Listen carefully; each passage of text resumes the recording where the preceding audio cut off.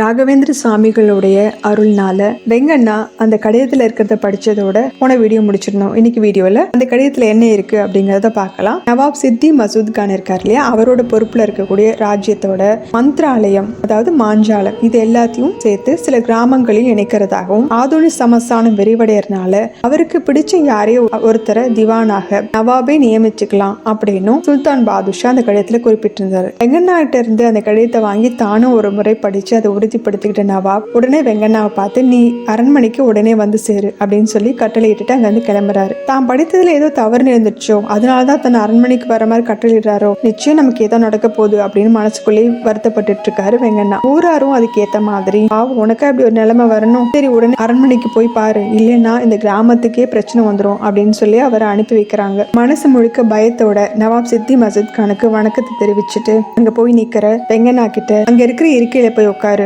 அப்படின்னு நவாப் சொன்னதும் அவர் ஏதோ கேலி பண்றாரோ அப்படிங்கிற மாதிரி நினைச்சுக்கிட்டு வெங்கண்ணா ஓரமா போய் நிக்கிறாரு. ஏன் தயங்குற, போய் உட்காரு, அது உனக்கான ஆசனம் தான், ஏன்னா இந்த சமஸ்தானத்துக்கு நீ தான் திவான். பாதுஷா எழுதியிருந்தாரு இல்லையா, எனக்கு பிடிச்ச யாரையாவது ஒருத்தர் திவானா நானே நியமிக்கலான்னு எனக்கு ஒன்று ரொம்ப பிடிச்சு போச்சு, அதனால நீ தான் இனிமே இந்த இடத்துக்கு திவான் அப்படின்னு சொல்ல வெங்கண்ணா அடைஞ்ச ஆனந்தத்துக்கு அளவே இல்லை. ராகவேந்திர சுவாமிகளோட மகிமை நினைச்சு மனசு நெகிழ்ந்து போறாரு. எழுத படிக்க தெரியாத தன்னை திவானா ஆக்கினதோட மட்டும் இல்லாம ஒரு திவானுக்குரிய ஞானத்தையும் சாதுரியத்தையும் அவருக்கு ராகவேந்திர கொடுத்ததையும் உணர்ந்தார் அவர். இப்போ திவான் வெங்கண்ணா நவாப் சித்தி மசூத் கான் கிட்ட நேரம் கிடைக்கும் போதெல்லாம் ராகவேந்திர சுவாமிகளோட பெருமைகளை சொல்லிட்டு வர்றாரு. தனக்கு நிஜமாவே படிக்க தெரியல அப்படிங்கறதும் அவருடைய அருளால் தான் தான் படிச்சதாகவும் அவர் சொன்னாலும் நவாபால அது இப்போ நம்ப முடியல. நீ பயத்துலதான் அந்த மாதிரி சொன்ன, நான் மிரட்டினதும் படிச்சுட்டேன் அப்படின்னு நவாப் சொல்றாரு. அதோட ஒரு நவாபோட பதவி இவ்வளவு சிறப்பா யாராலையும் நிர்வகிக்க முடியாது அப்படின்னு நவாப் சொல்றாரு. நீங்க ஒரு முறை என்னோட தெய்வத்தை நேர்ல பாத்தீங்கன்னா தான் அப்போ நான் சொல்றது உங்களுக்கு புரியும், அவரோட மகிமை தெரியும் அப்படின்னு சொல்ல, சந்திக்கிற வாய்ப்பு கிடைச்சதுன்னா அவர் கண்டிப்பா நான் பரீட்சை செஞ்சு பார்ப்பேன் அப்படின்னு மனசுக்குள்ளே நவாபுன்னு நினைச்சுக்கிறாரு. இந்த மாதிரி இருக்கும் போதுதான் ராகவேந்திர சுவாமி அதோனிக்கு வர்றாரு அப்படிங்கிற செய்தி வெங்கண்ணாவுக்கு கிடைக்குது. இதோட தொடர்ச்சியை அடுத்த வீடியோல பார்க்கலாம்.